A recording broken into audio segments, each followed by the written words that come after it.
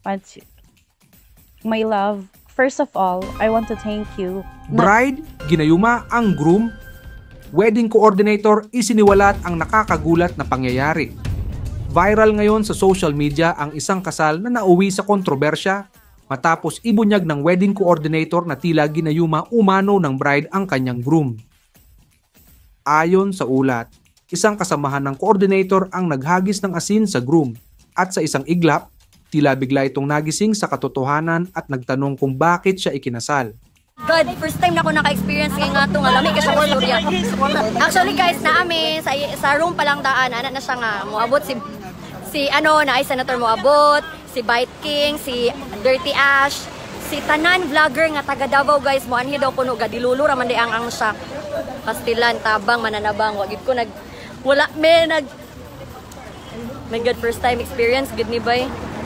Naskaman mi sa bride, and sa bride pag yun, and wala mo ni mag-isa ka vlog guys na muli nag-inspired sa kuha diri o isa na siya ka coordinator na nagsablig og asin. Dili ako dili dai ikaw di ay abi na ko unsa man di ay ni oh Natura nagsablig asin, silang kuano.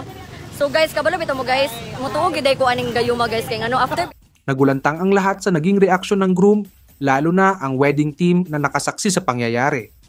Ayon sa wedding coordinator, posibleng may nangyaring gayuma dahil sa kakaibang kilos ng groom bago ang kasal. Maging ang mga bisita ay hindi makapaniwala sa kaganapan na ngayon ay pinag-uusapan ng netizens. Marami ang nag-aabang ng opisyal na pahayag mula sa groom at bride, habang ang iba naman ay patuloy na nagbabahagi ng kanilang opinyon tungkol sa usaping gayuma.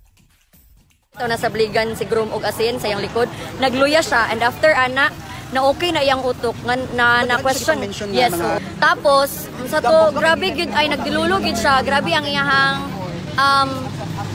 iyahang imagination nga dili ka makatuo nga nag-imagine siya ging ana nga ay mo to after ato pagsablig kang groom sa asin sa iyang likod nagluya si groom din okay na din siya. Natingala siya nganong gahitabo to nganong my God.